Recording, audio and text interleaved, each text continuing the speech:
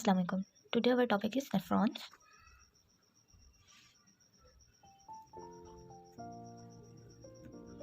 ठीक है, तो जैसे कि मैंने आपको इससे पहले वाली वीडियो में बताया था किडनी के बारे में। उसमें मैंने बताया था कि किडनी के अंदर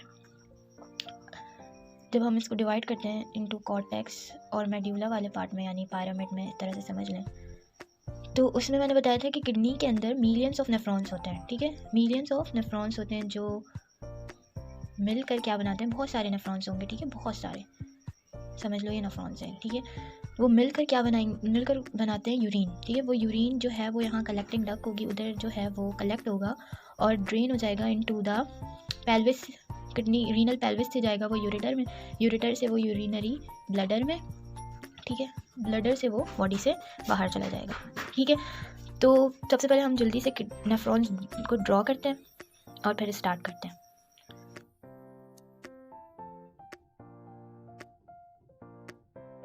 तो हमने जो है वो नेफ्रॉन ड्रॉ कर लिया है।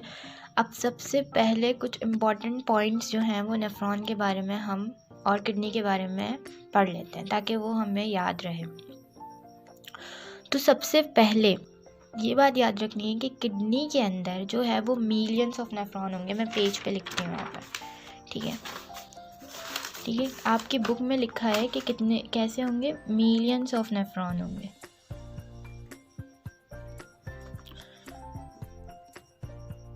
ठीक है, और ये नेफ्रॉन्स जो हैं वो दो टाइप के होंगे जो कि आपकी दोनों बुक में मेंशन है, यानी सिंटैक्स बुक में भी, जो बच्चे सिंटैक्स बुक पढ़ रहे हैं उसमें भी मेंशन है, और जो फेडरल वाली बुक पढ़ रहे हैं उसमें भी मेंशन है कि कितने टाइप्स के होंगे, 2 टाइप्स।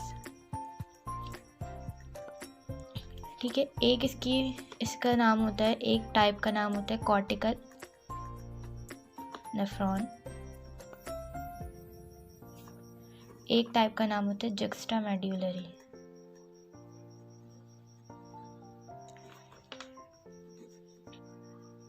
आई होप कि नज़र आ रहा होगा और क्लियर नज़र आ रहा होगा।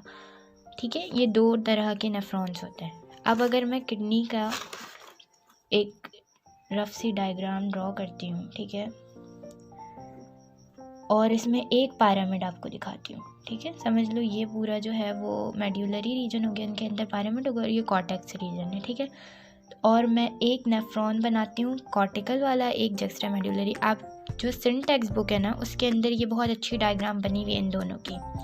ठीक है, तो कॉर्टिकल वाला जो नेफ्रॉन होगा, अगर हम इसकी बात करें, कॉर्टिकल नेफ्रॉन की बात करें, तो इसका जो लूप ऑफ हेनले होगा ना, जो मैं अभी आपको आगे बताऊंगी कि लूप ऑफ हेनले क्या होता है, वो क्या होगा, शॉर्ट होगा। यानी कि वो कहाँ तक रहेगा, सिर्फ कॉर्टेक्स तक ही रहेगा। ठीक है, और जुक्स्टामेड्यूलरी की बात करें तो इसका जो लूप ऑफ हेनले होगा वो जो है लॉन्ग होगा, या लार्ज कह लो, लॉन्ग कह लो, और वो मेड्यूला तक जाएगा। ठीक है, तो जिसका लॉन्ग लूप ऑफ हेनले होगा ना, मैं बताती हूँ लूप ऑफ हेनले होता क्या है पहले। ठीक है, सबसे पहले हम क्या देख लेते हैं, लूप ऑफ हेनले देख लेते हैं। तो ये हमने ड्रॉ कर ली थी नेफ्रॉन को। अब इसके स्ट्रक्चर को पहले पढ़ लेते हैं, फिर इस मज़ीद डिटेल पर आएंगे इसकी टाइप्स के। ठीक है, तो इसके जो है स्ट्रक्चर में सबसे पहली चीज़ जो है वो आती है ये बुमेन कैप्सूल। ये ब्लड कैपिलरीज पर हम बाद में जाएंगे। ठीक है, तो सबसे पहले स्ट्रक्चर पर जो चीज़ आती है वो है बुमेन कैप्सूल। ठीक है, अब एक इसका जो है वो कार्सल पार्ट होता है, एक इसका टिब्यूलर पार्ट होता है। ठीक है, ये टिब्यूलर पार्ट है, और ये जो है वो रीनल कार्सल्स कह लो या माल्फिजन बॉडी कह लो। ठीक है, अच्छा, सबसे पहली चीज़ आ गई एक इसकी बुमेन कैप्सूल। ठीक है, दूसरे नंबर पर जो चीज़ आती है वो है प्रॉक्सिमल टिब्यूल। ठीक है, अब ये यहाँ से ये हाईली जो है वो बिल्कुल बहुत ज़्यादा जो है ना वो राउंडेड स्ट्रक्चर होगा। ठीक है, और अब यहाँ से प्रॉक्सिमल कॉन्वोल्यूटेड टिब्यूल से जो टिब्यूल निकल रहा है, ठीक है, वो जा रहा है नीचे। ठीक है, अब वो ये कहलाएगी, ये चीज़ ये कहलाती है डिसेंडिंग लिम्ब। ठीक है, मैंने नहीं लिखा यहाँ पर, मैं लिख देती हूँ। ठीक है, इसको मैं मेंशन करती हूँ। Descending limb. अब इसने यहाँ पर यू टर्न लिया, ठीक है, इसको कह रहे हैं लूप ऑफ हेनले। अब लूप ऑफ हेनले है ना, तो इसको यहाँ पे कह सकते हैं descending limb of loop of Henle, ठीक है। अब ये लूप ऑफ हेनले अब ये जा रही है ऊपर की तरफ, अब ये क्या होगी, असेंडिंग लिम्ब,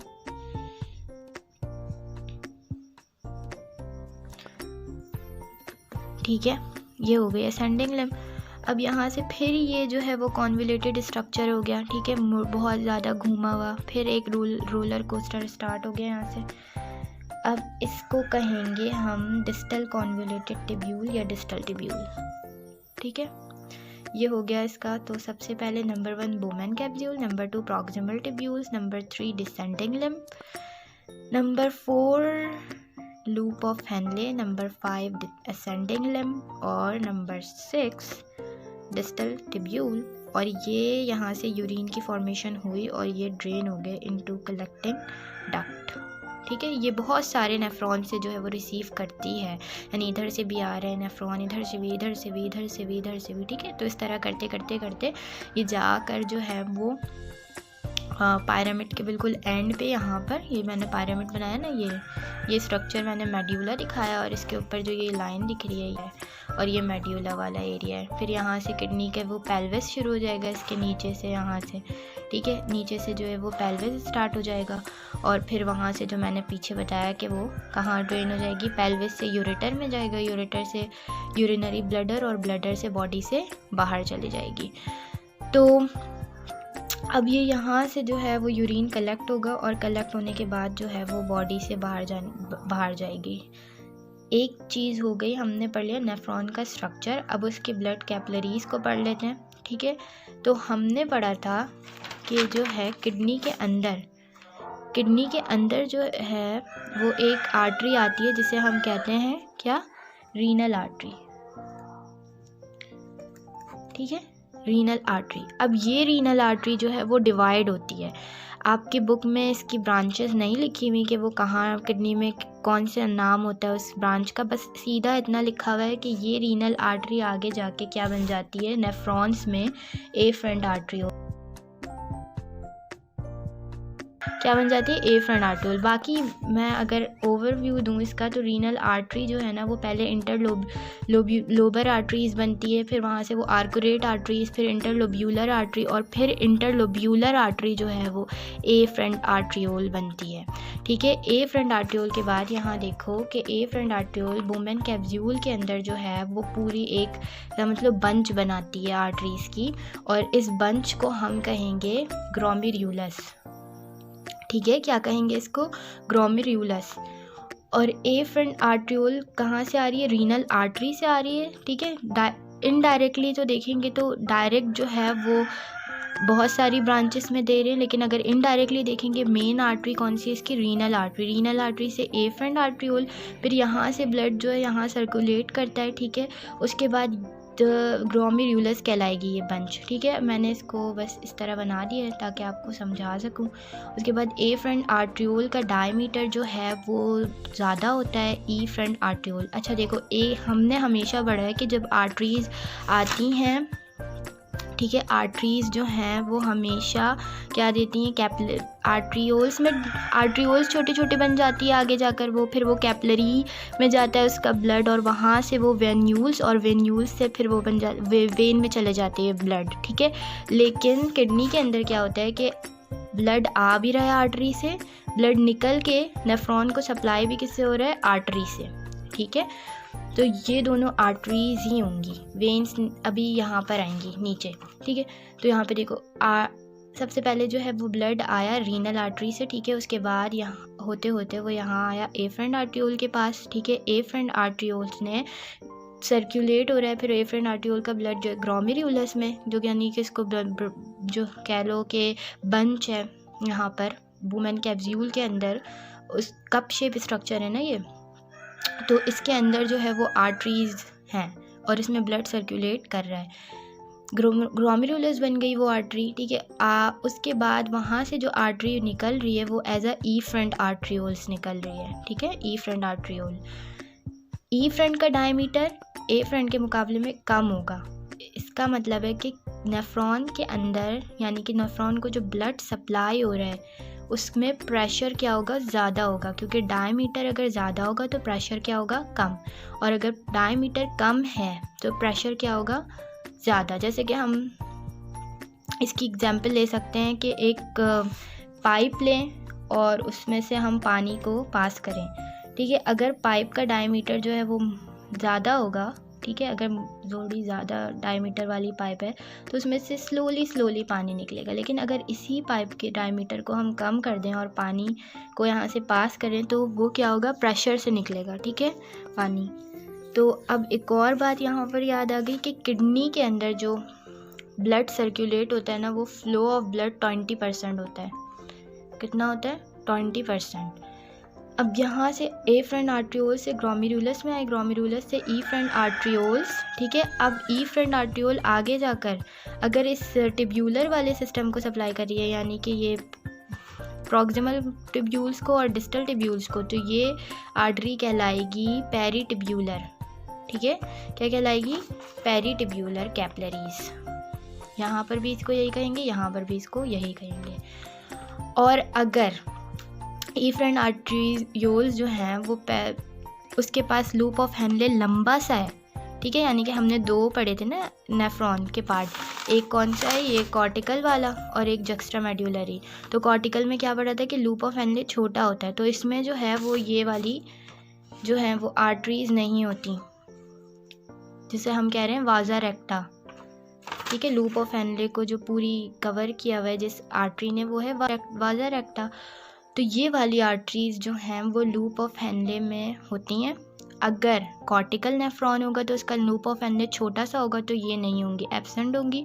और अगर जक्स्ट्रामेड्यूलरी है जिसका लूप ऑफ हेनले जो है वो पायरामिड तक जा रहा है, यानी मेड्यूला तक जा रहा है, तो उसके अंदर ये वाली आर्टरीज होंगी, ठीक है। अब आर्टरी ने पूरे को सप्लाई करके यहाँ से जब निकलेंगी तो फिर एज अ वेन निकलेंगी, और वो वेन जो कॉमन वेन होगी वो होगी रीनल वेन। यहाँ पर मैं इसलिए नहीं लिख रही क्योंकि यहाँ से फिर वही वाली वेन्स निकलती हैं, आर्कुरेट वेन, इंटरलोबर वेन्स और फिर रीनल वेन्स, ठीक है। तो यहाँ पर मैं लिख देती हूँ डायरेक्टली रीनल वेन, ठीक है, ताकि आपको समझ आ जाए, क्योंकि बुक में भी ऐसे ही डायग्राम बनी हुई है, रीनल वेन। और ये फिर रीनल वेन जो है वो किडनी से क्या चली जाएगी, बाहर चली जाएगी, ठीक है। रीनल आर्टरी अंदर लेकर आएगी और वेन जो है वो बाहर लेकर चली जाएगी, ठीक है। तो सबसे पहले हमने नेफ्रॉन का स्ट्रक्चर देखा। अच्छा, आपकी बुक में जो है वो इन दोनों को मिलाकर जो है वो, वैसे भी इन दोनों को मिलाकर क्या कहेंगे, ग्लोमेरुलस और बुमेन कैप्सूल, इन दोनों को माल्फिजन बॉडी कहेंगे, ठीक है। और ये इसका टिब्यूलर सिस्टम हो गया।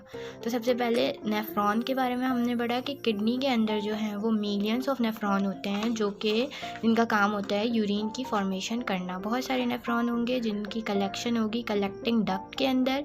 वो कलेक्टिंग डक्ट जो है वो यहाँ से, मैंने बताया था ना, माइनर कैलिक्स यहाँ से स्टार्ट होता है और फिर वो मेजर कैलिक्स में यूरिन जाएगा, और मतलब रीनल पेल्विस में, फिर वहाँ से कहाँ जाएगा, यूरेटर, और फिर यूरिनरी ब्लडर, और फिर बॉडी से बाहर चला जाएगा।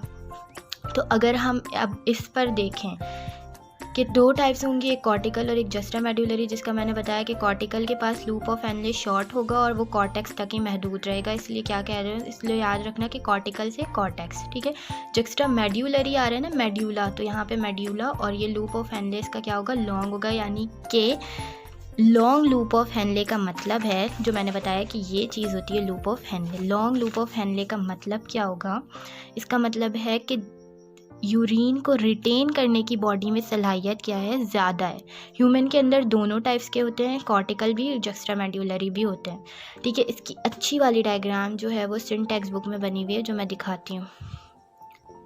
ये देखो, ये आपको कॉर्टिकल दिखाया कि ये कॉर्टेक्स वाला एरिया है, थोड़ा कट सेक्शन दिखाया है यहाँ पर, ये कॉर्टेक्स वाला है। तो ये देखो कॉर्टिकल नेफ्रॉन हो गया, और ये जस्ट्रामेड्यूलरी, यानी कि लूप ऑफ हेनले मेड्यूला में जा रहा है, इसलिए मेड्यूला का नाम यहाँ पे भी आ रहा है। देखो, इससे याद रखेंगे, कॉर्टिकल में कॉर्टेक्स और कॉर्टिकल बहुत मिलता जुलता सा नाम है, तो इसलिए जो है वो याद रखेंगे कि इसके लूप ऑफ हेनले बहुत छोटा होता है या ना होने के बराबर होता है, इसलिए इसके अंदर जो वाजा रेक्टा वाली जो आर्टरीज है ना वो नहीं होंगी, इसके अंदर होंगी, क्योंकि लूप ऑफ हेनले को जो कवर करेंगी, ठीक है। अब जब लूप ऑफ हेनले जो है वो लॉन्ग होगा तो यूरिन को रिटेन करने की सलाहियत जो है वो होती है, मतलब ज़्यादा अगर यूरिन रिटेन करना होता है तो लूप ऑफ हेनले जो है वो लॉन्ग लूप ऑफ हेनले काम करेगा उसमें, तो सही है। और जब लूप ऑफ हेनले लॉन्ग होगा तो यूरिन जो है वो कंसनट्रेटेड प्रोड्यूस होगी। ये भी मैं बताऊंगी आगे, जो अल्ट्रा फिल्ट्रेशन वाला टॉपिक आएगा ना अभी, रेगुलेटरी फंक्शन ऑफ नेफ्रॉन्स, उसमें बताऊंगी। ठीक है, बस इतना याद रखना कि ये लाइन भी बहुत इंपॉर्टेंट है कि loop of Henle juxta medullary का लॉन्ग होता है, इसीलिए जक्स्ट्रा मेड्यूलरी नेफ्रॉन जो रिस्पॉन्सिबल होता है कंसनट्रेटेड यूरिन के लिए, ठीक है, और कॉर्टिकल डाइल्यूट यूरिन के लिए। और ह्यूमन के अंदर ये दोनों ही मौजूद होते हैं। ठीक है, तो ये था नेफ्रॉन का ओवरव्यू। अब हम नेक्स्ट वीडियो में पढ़ेंगे regulatory function of kidney. Thank you.